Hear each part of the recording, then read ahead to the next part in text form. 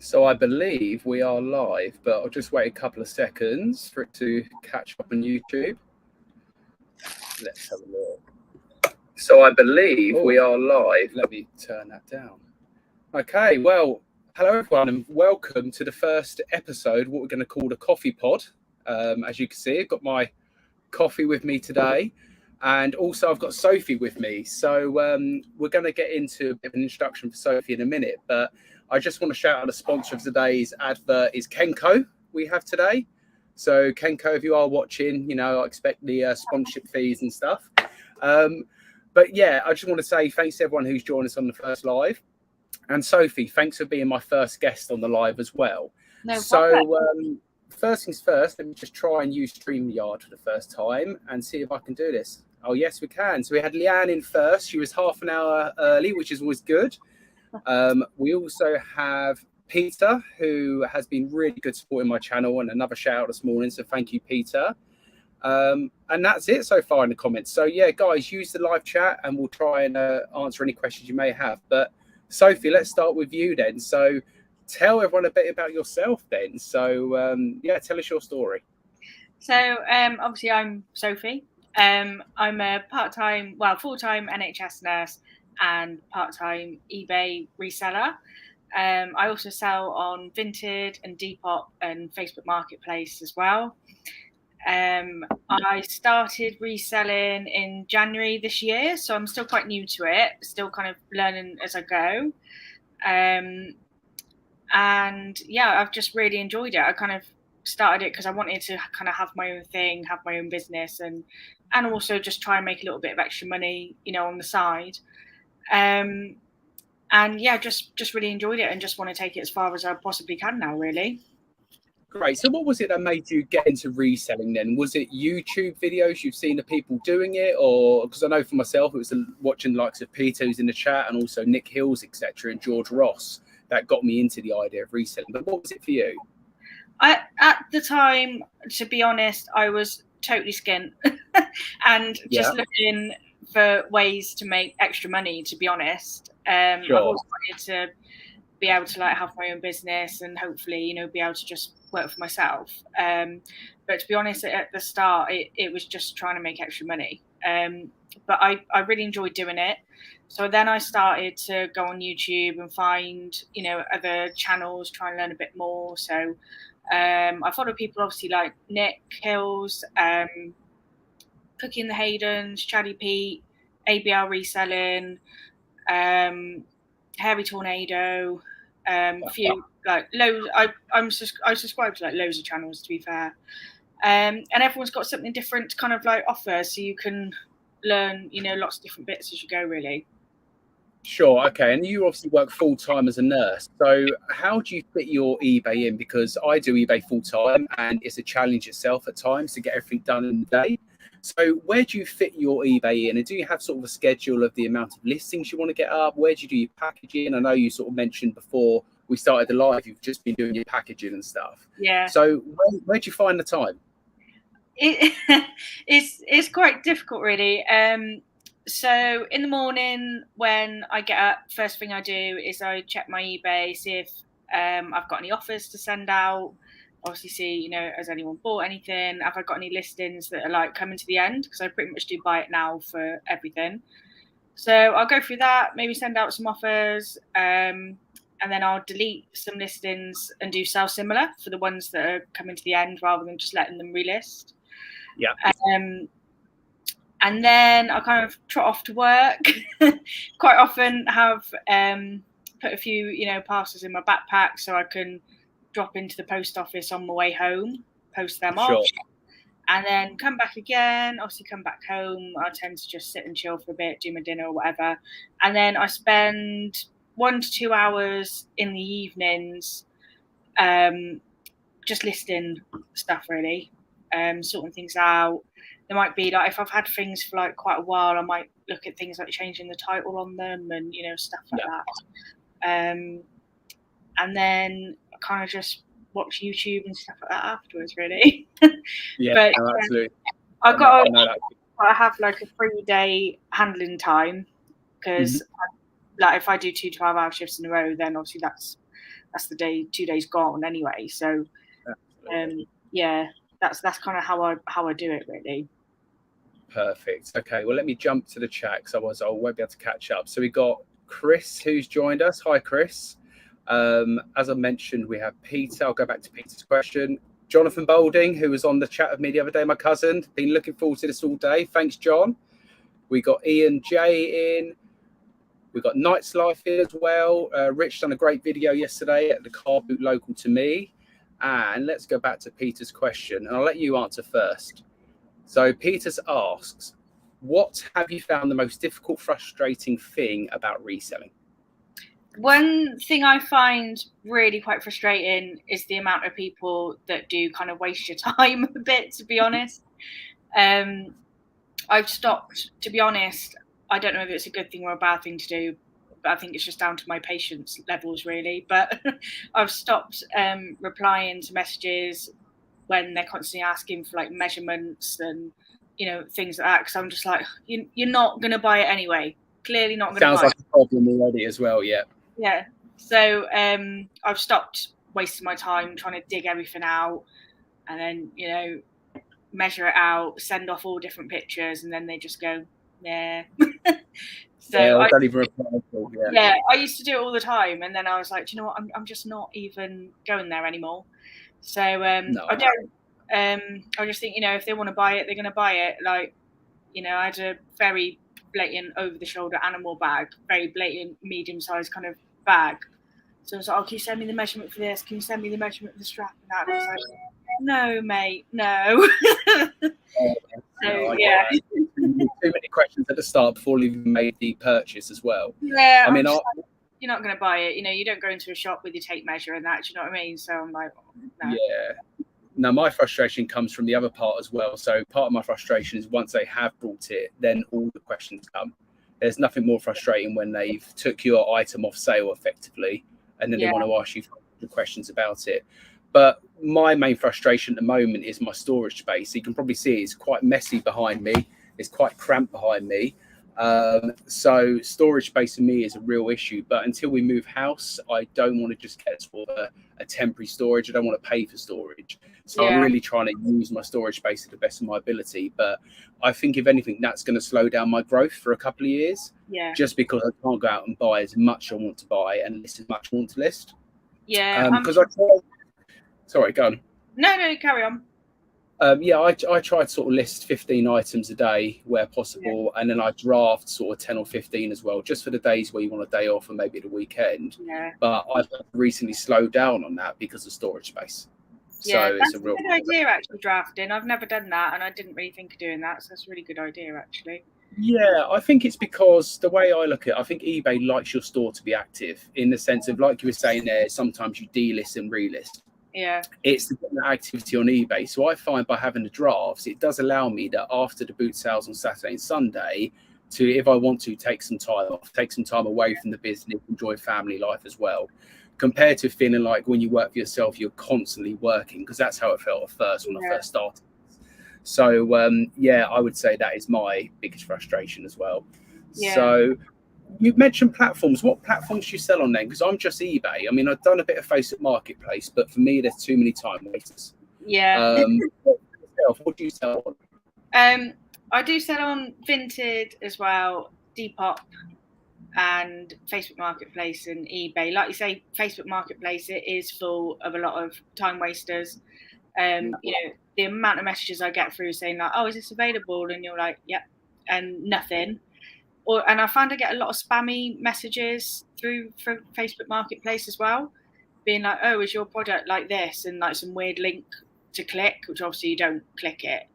But I find I get a lot of that through. So yeah, it's very hit and miss. And Vinted, I like, if I can get Vinted sales, I do try and get more Vinted sales if I can, obviously, because you don't pay any fees and you know, or postage or anything. The buyer pays it all, so you get 100% of the profit. So yeah, and Depop is another one I find a bit hit and miss, to be honest. I think the fees are quite high on Depop too.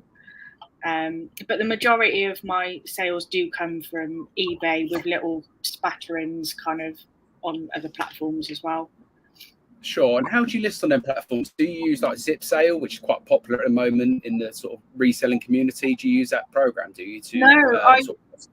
I literally individually list just across all. I don't have any cross listing software or anything like that. I think that in the future I would definitely get it, but for now, I got to keep all outgoings, as low as possible. Really, I can't really justify, spending stuff on cross listing things. I just sit and do it myself. It takes some time, but I tend to list it on eBay first, copy and paste the title to the other ones, and just do a lot of copy and pasting, really.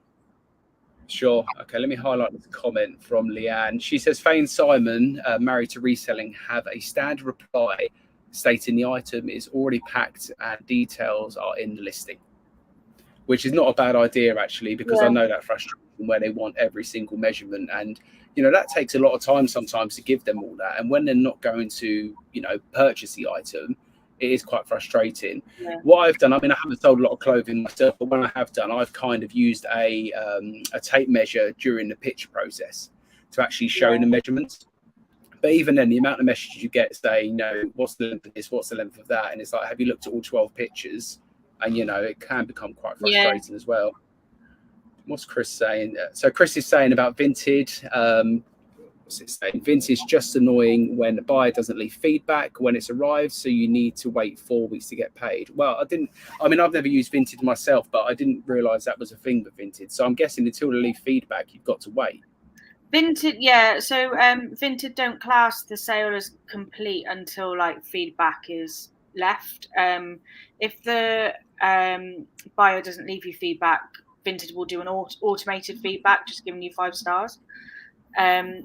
I don't know if it takes 4 weeks, though. I haven't had that issue. I don't know why it's taken so long for you, but it does take a long time. I have to agree. So what I tend to do with my Vinted money, because it takes a long time, I use that for reinvesting back into my little business, basically. So I use it for sourcing. So I'll buy things on Vinted to resell. And that's kind of what I do with that money. Perfect. And Sales the Unexpected Pete has gave out a tip: always apply to messages ASAP, help your metrics. Yeah, I've heard the same with eBay. They like you replying as soon as possible. So, and I find that as well with offers. If offers come in, don't decline the offer. Always counter it. I sometimes petty and counter it 1p under if it's a really low ball. But eBay likes to see activity and not just rejecting things as well. So good tip there, Pete. Now on, Pete. Cheers. And John asked, do you use a specific courier when sending parcels out? And if so, why? So, yeah, that's always an interesting question, because I think if you speak to everyone, they've got their favourite and they've got their worst. But who do you use to send your parcels? I pretty much just use Royal Mail. On Vinted, they will select. They have a whole host of couriers they can select. You can put which ones you prefer. In post, I find a little bit sketchy, to be honest, with the lockers and things. I've done a couple with them, and I've not heard great things about them either. Yodel seems to work pretty well for me, and I haven't had a problem with Every either. But when I'm selling stuff like myself, I generally just use Royal Mail. Sure. I use Every and UPS. UPS for the more bulky stuff and Every for the other stuff. And I've had no issues with the in-post lockers. So I think it must depend on probably areas as well. And it depends on who sort of works in them areas. Because I've had nothing go missing through in-post lockers. Where when I've dropped off parcels at the Hermes parcel shop, I've had things go missing. So I think I don't think there's a right answer for the courier side as well. So with regards to you sourcing stock, where do you predominantly source stock from? At the moment, car boots. Obviously, it's full car boot season. Sorry if you can hear things going out on my road. No, that's fine. I live in right in Cheltenham town centre, so it's always quite busy out there. And I use charity shops as well. Vinted I use for sourcing too. Olio app. I don't know if you've heard of that one. It's a free app. People list things on there for picking up. Kilo wholesales as well. Just anywhere I can find, and sometimes I even just ask my friends and family, I'm like, have you got any stuff you don't want? Give it to me, I'll have it. And do you niche down? Have you niched down into one thing, or are you an everything seller at the moment? No, I'm everything at the moment. I would like to niche at some point, but while I'm still learning, I'm kind of just doing everything. So I can kind of, just learn along the way, what does sell, what doesn't sell, what have I just blown my money on, what haven't I blown my money on, just keep learning really. Then eventually down the line, I think I probably will niche into something. Yeah, I'm at the same position still. I'm an everything seller, but I'm getting to the stage where I probably need to decide what to do. Because I've been selling loads of these books as well. What I found by doing one thing such as books, you get a lot of repeat customers as well, who go back and buying books. Whereas if you sell books, you sell jeans, you sell CDs and games, it's unlikely they're going to want something from every sort of category, as it were. So I'm at the stage now thinking about niching down, but it's really deciding what I enjoy doing, because I'm the same as you. I love going to car boot sales and picking things up, and I can't walk past that item sitting on the table that I know can make me £100 and it's going to cost me £5, just because I sell a different style of product. So that's where I'm really struggling. So talking to boot sales, I always like asking this question: what is your best boot sale find? And it doesn't necessarily have to be the one that's made you the most profit, but it might be the item you've picked up and you've really enjoyed. My boot sale find, that I sold yesterday, was my British Knights trainers. Bought them for £2, sold them for 20, so it's not too bad. And I do really like doing trainers as well, because I'm a bit of a trainer person. So I do like that kind of stuff. Clothes wise, I actually found like a good Gant shirt as well. That's still on at the moment, but that was quite a nice find, really. I don't know. What's yours? I don't know. I can't think anymore. Yeah, so I've had a few, and mine have come from Jumble Trails. Actually, I do some of my sourcing from Jumble Sales and Jumble Trails. And one of my early pickups was some weird instrument. It's a bit like an accordion, but it wasn't. I didn't have a clue what it was. I was speaking to the lady, and she says, "Oh, it's expensive when I brought it new. It's all in the case. It looked really nice." Anyway, it was £45. It was a bit of a risk, but I thought, you know what? You've got to sort of take a gamble now and again. Yeah. And I think I sold it within the first 2 days, and I think it went for free. I think it was $349.99. But that was my biggest sale for the whole year, just an individual sale. Yeah. And I remember shipping out that item and just being nervous for days and days and days, because I didn't hear anything from the guy, and you're thinking, oh, is it okay? But I enjoy picking up cameras actually at car boot sales. And I sold one the other day for £175, and it was £2. Oh no! So that kind of covers, your boot sale money you've spent out for the whole day sometimes. Yeah. So, but yeah, at the moment we've got a question about niching down, which is always good. Do you have a niche in mind? So if you was to niche down, have you got anything you really enjoy selling? I mean, for myself at the moment, books have been absolutely amazing. I never thought I'd say I'll become a bookseller, but at the moment I'm selling them really well. But for yourself, have you got anything you really enjoy? Definitely doing trainers, shoes. I do really like video games and consoles and stuff, but I think it's such a big market, for that. Like, it's quite sort of saturated. It's quite difficult to get things shifting. So I think at the moment I am leaning more towards like trainers and shoes, really. But yeah, sure. see how things kind of pan out, really. Absolutely. Pete's made a good point. If he niched, he would consider a second store. I did have that in mind, opening up a store, maybe Bold's Books potentially is an idea. So don't copyright that, anyone. That's mine. But yeah, I think it'll be quite good if you open up a separate store to niche down, because I would miss buying everything. And that is my trouble as well, including John's point about the Nerf guns I bought from the car boot sale. So I brought a bundle of Nerf guns. I think it was about 79 Nerf guns off a couple who said they were clearing them out for their kids. And that was the first week. And I went back the second week and had another probably 100 Nerf guns there at the boot sale as well. So I ended up buying all of them as well. And then actually, funnily enough, I went back yesterday and they said, oh, you're back for more Nerf guns? And I was like, no, not today. But again, I find Nerf guns are good sellers, but again, they take up a lot of space. And that is a difficult thing as well. I think niching down, I think does depend on your space as well, because I would like to sell hi-fi equipment or vintage electricals because I can pick them up quite easily at the auctions we go to. But again, it's a storage space of them as well. Yeah, storage is definitely a problem I've got at the moment. So I only live in like a 1-bedroom flat. So all of my stuff is literally underneath this table now. I've got a couple of boxes like behind me that you can't see. I've got bags everywhere. I don't know if you can see all that. Yeah, the wife will tell you many times a week. She comes home and she's like, "I thought you worked down the shed." So yeah, I'll like that. Oh, so this is Landon. I didn't realise this is Landon. So Landon's part of the group that myself and, as I mentioned, Mel are in the Daily Refinement group. Landon's from America and we've had lots of good chats. So yeah, appreciate you watching. I don't know what time it is your end now. Must be getting quite... Oh, it's probably about lunchtime actually, but thanks for popping in.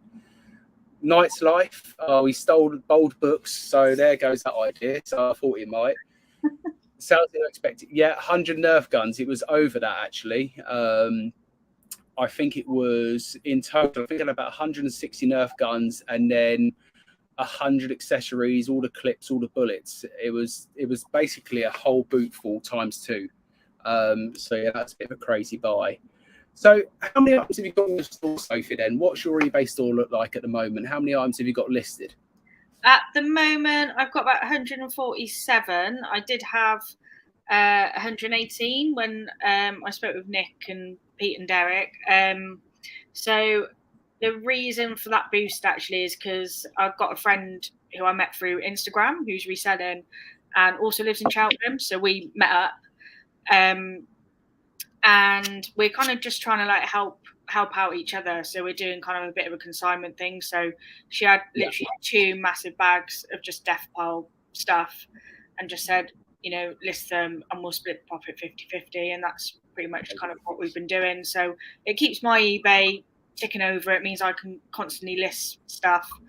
And then, whatever sells, she gets, hand back from that as well. So that's why my item list has kind of jumped dramatically. But it's working quite well. Yeah, I think it's always good, especially when you're new and you're trying to build that store, to have that consistent listing. So to be able to do a bit of a consignment with someone really does help, because although you might feel at times, you're doing a lot of the work and having to get them 50%, if they're supplying you the good inventory, that saves you half the job as well. So actually, it's a great thing to think of. And do you sort of run coupons in your eBay store? Have you actually paid for an eBay store, or are you just using the sort of basic? I just got a standard eBay store. I hadn't paid for one yet because I wasn't really sure where it was going to go to start with. Of course, yeah. So, but I am going to sort of upgrade into a basic point. I think using the coupons is worth the money to upgrade for the coupons alone for me, and the fact that you can run sales as well. So I tend to run a 20% coupon, but a few weeks ago when things were a bit quiet, I ran a 50% coupon for a weekend. And that gave my store a real boost. So I didn't even make many more sales just that weekend. But I think eBay likes the fact that you are trying. You're kind of trying to move that stuff, because obviously the more money you make, the more money eBay makes, as we all know as well. So that's good.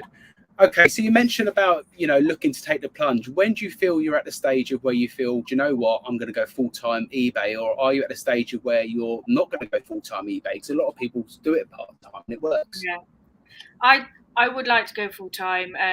I know what I've got to make each week to be able to obviously cover things like, rent, bills, things like that. And at the moment, I am absolutely nowhere near that. So until I get to a point where, I need to get some savings up behind me. So I'm doing, more work and things for that. And my plan eventually would be just to kind of trial it for like a few months. I get a few months worth of savings up together.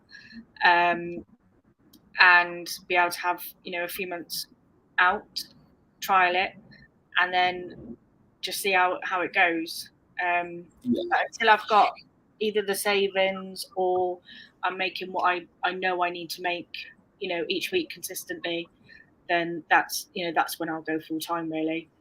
Yeah, I think it's a sensible decision. I mean, I was made redundant, which kind of forced my arm into doing this full time, because I've always wanted to, but just never knew when the right time would be.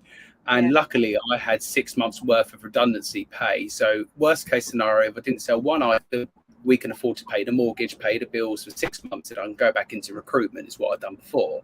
So I completely agree. Get that sort of buffer behind you, because that will cause you more stress if you don't have any savings behind you. Because like we know with eBay, you get really good days and you get really bad days. And if you get 2 or 3 bad days, the last thing you want to do is worrying about whether you can pay the bills as well. Yeah. The right thing by taking the time to go into it. It's just I just think it's an unnecessary stress. Like, as much as, you know, I want to be full-time like yesterday, it's you know, it's not realistic, and you're just going to end up, you know, causing yourself more problems, really. So you just kind of got to be patient, I suppose. Just keep going at it. That's a great question. How much do you look to turn over each day? Question for you both. So I'll ask you first, Sophie. How much do you look to turn over every day? I would like to be turning over sort of £100 a day. That would be good. At the moment, you know, well, when I was getting sales at every day, kind of before this, I think just cost of living's kind of affected everyone at the moment. Before my eBay sales kind of slowed a bit, I was doing sort of 20 to 30 a day, and then it slowed, and now I'm getting back to kind of like 20 a day or so, which is fine. You know, it's all still starting. It's tough, you know, it's tough living conditions at the moment. So, but I've definitely seen my sales kind of pick up. So I had like a week, 2 weeks where I literally didn't sell a thing, and it didn't matter what I did. It just, nothing was moving, but things seem to be starting to move a little bit now. But you know, like anything, you've just got to stay consistent, haven't you? You've got to roll with the punches. You know, it's not going to be plain sailing. You've just, you know, got to be patient and keep going. Yeah, absolutely. I mean, I aim for at least £100 a day. Profit is what I aim for a day, and I don't always hit that, but then I have other days. I mean, I had a day this week where I think it was 300, then I had a 290, and then the next day was like 24. So what I've stopped doing is looking at it day by day. I tend to try and look at it week by week now, because it is them highs and lows. If you have a really good day, you think I've nailed it, you know, I know what I'm doing on eBay now, and then the next day it knocks you down to £20. You start thinking, oh, well, have I done something wrong? And you start questioning yourself. So now I just try and focus week by week, month for month. And as long as I do better than the previous month, I kind of know I'm moving in the right direction as well. I think that's always important. Yeah, I mean, I keep a note of everything that I buy and sell, like what I paid for it and what it went for, you know, after fees and things. And I've had, you know, some months where I can just scroll through it like that. Like, you know, I was selling something literally like every day. But like, I've had other months where it's only like a quarter of that kind of, you know, volume moving through. But yeah, just gonna, you know, just keep going with it, really. I totally disregard my eBay, like, you know, the 90-day total thing, because I sell stuff on like other places as well. It's not really a true 90-day total for me, because I sell, you know, lots of things in other places too. So I kind of don't really take any notice of it. Yeah, no, it's a good way to look at it, and I do the same, because if you sold something on, say, the 89th day, which was maybe £500, that's going to drop off on your 90-day total the day after. So it actually looks like you're £500 down, and you start thinking, you know, what's happened to the store? When actually it's not. So again, it's good to sort of look at, but not to focus on too much. So Rich Knight's Life is saying he sold film props on and off since 2003, but went full-time reselling anything and everything when I was made furlough in April 2020. So I'm actually going to do a video probably next week about resellers who have been made sort of furlough, made redundant, coming into reselling game, and whether they feel that now with the cost of living changing again, whether they're going to be forced to have to go back into full-time employment working for someone else again, effectively. So it's interesting that a lot of people, such as Knight's Life and myself, have been kind of not forced into this, but it was kind of the perfect opportunity to do it. But now with things changing, is that going to force people to have to look for an alternative, maybe a part-time job? Because there is times when I'm having a tough week on eBay, I sometimes think to myself, should I get a part-time job, 10 hours a week, just to help cover that cost? But then the next day I have a really good day and I start thinking, nope, this is what I want to do. You know, I want to grow the business. So it's a really good point. And I think a lot of people have probably been through that where you have the good days, you have the bad days as well. So Pete is saying he measures the rolling 12-month. Yeah, again, the rolling 12-month is a great way to look at it because it's such a long period of time compared to that 90 days or even a day by day. So how many items are you looking to grow your store then? So are you looking to get up to a certain level and then sort of hold it there and let things sell and add to that? Or are you looking just to keep growing? I think because I just have like a normal eBay store, I think I can only list 200 items. So I'm on 148 or so now. I think what I'm going to do is kind of tidy up my listings a little bit because I've got loads of DVDs and things on there. So I think I'm going to kind of take them off and bundle them all to make space for like, obviously, like there's some more. But yeah, like, and as well, obviously, like storage is an issue for me. So I think if I did hit 200, I think that would have to be the cut off, to be honest, because I don't really know where I'm going to put it all. Yeah, I know that does become a problem. It's okay, grow, and is where I got to. I thought I want to get 2,000 items in my store, and when I got to sort of 600 items, I realised that okay, my top end's probably going to be about 900. So I need to start picking the right items and stop buying these big, hi-fi systems and DVD players. And the trouble is, I go out on the weekends, and even the weekends car boot sales, I pick up a bread maker. And what else did I pick up? I picked up an old Brother printer from the side of the road, which was free. And I thought, I'll see if it works. And it's about that big. So I think, I've just said to myself, stop buying these huge items. And 2 of the items I picked up at the weekend are huge. So I think you need to have a bit of discipline to say, I haven't got room to store that. It's okay if I can sell it and it moves quick, but how long is it going to take to sell? Yeah. So what advice would you give to someone then? So say someone's watching this and they're thinking, do you know what? I want to do eBay part-time alongside my job, but I don't feel I've got the time to do it or energy to do it. I have a lot of respect for anyone that works as part of the NHS because do an amazing job. And I said to you, where do you get your time from? I don't understand, because sometimes I don't feel I've even got time to list 10 items. So what advice would you give to someone who thinks, you know what, I'd like to do it on the side? I think like the first advice is just look for what you've got around the house to start with. Like the good thing about this is you can start this without spending any money at all. You can literally just go through your house, see what you've got, start with that. Educate yourself a little bit, go onto YouTube and, read some articles as well, read some blogs, follow some people on YouTube, see what they're doing, see what they're picking up, see why they're not picking things up as well. And just start kind of, mooching around in the charity shops, go to like a car boot. And it is fine. If you pick up things, like there's so much stuff like I've picked up and thought, yeah, that'll be amazing. Like, yeah, I'm going to sell that. And it either hasn't sold or I didn't get anywhere near that I wanted for it. But that's fine because you learn and you don't pick it up again. And you just move on. So, yeah, just start, and you don't even have to, spend any money really if you don't want to. Yeah, and I think you won't find a reseller who hasn't made mistakes. And, I still make mistakes most weekends. I pick up an item and I think, oh, that'll be all right. And then you look at it and it's not. So I've got to the stage now at car boots. I'm not so worried about looking things up anymore. Obviously, I don't stand in front of the seller straight away and, look at my phone because they know what you're doing, I think, most of the time now. But I'm scared to walk away a little bit, have a little look and then go back and make a decision. But you've got to be careful on that side because I've done that before and then seen someone else come and grab the item and buy it. And you think, oh, I should have picked it up. So you do make mistakes, but that's part of the learning as well. Once you make the mistake once, in your head, you think, I'm not going to pick that up again as well. So, no, great bit of advice. So, Nice Life is saying here, Rich is saying, I've just gone back to casual driving recently with everything going up. And although furlough helped me with my decision to go full time, I mainly gave up on my job to take care of my brother who had cancer.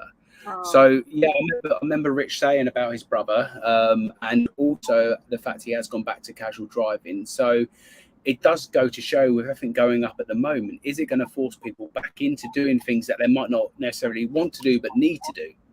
Because I know from Rich's channel, he loves this, he loves reselling. So the fact he's had to go back to driving to pay bills is part of the issue with everything going up at the moment. But I mean, even fuel at the moment, I'm thinking to myself, do I keep traveling to the boot sale I go to, because it's about 40 minutes away. Now, I can go to a more local one, but I know at the 40 minutes one, I normally get better stuff. But if you do that every single week, the fuel cost is going to probably outweigh what it's worth doing to go pick up the items. You take everything into account, really. But this cost of living thing is just going to keep going up and up. Yeah. I mean, there is electricity again going up in October, and our bill went up about £150 in the last rise, and so how are you going to keep affording to do it? It is. I mean, at least Rich, has had the insight to be like, actually, I need to do something else here, and that's really important, instead of just letting yourself kind of drown. And I hope your brother's all right as well. But yeah, I mean, I've got a Mini One, and it used to cost me £40 to fill it up. It now costs me £70. My electric is on a pay-as-you-go meter thing, and £20 used to last me about 6 weeks. Now it probably lasts me about 3. But the nice thing about with eBay as well is I get paid weekly. I get paid on a Friday, and my eBay, I've set that to weekly, so that's on a Tuesday. So even if it's just 40 or 50 quid, that makes me through to Friday. So like tomorrow, I've got £45 coming. So I already know what I'm going to be doing with that money. Obviously, I've got to post the bits I've got. That's going to take about £8, £9, £10.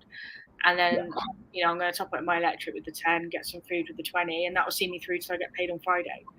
And that's quite a good way to stagger it, I guess, in a way. You get sort of two paydays in a way, which is nice. Yeah. So then whatever I've sold on eBay, that will just see me through to the Friday. And then my vintage money, I'll just put back in, sort of thing. So that's kind of how I sort of manage it, really. But yeah, it is going to go on for a long time yet. But I think in time it will kind of settle out. I think people will kind of realise what they've got to spend. They'll get used to what they've got, and then realise what they've kind of got spare. And I think things will start to pick up again. Yeah, I think we just got too comfortable during the first lockdown. I remember I could fill up the car for about £30, and then after lockdown it went up to about 60 or 70 as well. So I think everyone just got comfortable knowing it was that cheap. But like Chris has said, it's come down a little bit. I mean, not a lot, as we all say, but who knows what's going to happen with fuel prices and stuff, and hopefully it does level out at some point. Or like you say, people will just get used to it and realise that actually I can't necessarily eat out 2 or 3 times a week. I might have to cut down to 1 time a week, or whatever it may be. So it's just finding new ways. So where can we find you then? So I've been speaking to you about YouTube and how I think you should start your YouTube channel, and to just do what I've done and just do your first video. And if it's rubbish, it's rubbish. It doesn't matter. But where can we find you at the moment then? So at the moment, you can find me on Instagram. I'm at sbresellingco 22, and I'm still contemplating a YouTube channel. We'll get there at some point. But what I'll do, Sophie, I'll link your Instagram in the description as well, so people can give you a follow as well. But thank you so much for coming on the first live. I really appreciate it. It's been a lovely chat with you. And thanks to everyone who's come in. I think at one point we had 13 people in, so I really appreciate everyone who watched, and anyone who watches on the catch up. Thank you. And yeah, please like and subscribe. It helps my channel out. Big thank you to the 100 people who subscribed already. I was over the moon with hitting that in my first week. And so, yeah, if you have any more questions, put them in the comments, and I'm happy to answer after the broadcast. But again, Sophie, thank you so much. Thank you. All right. Have a nice evening. And you. See you soon. Thanks all.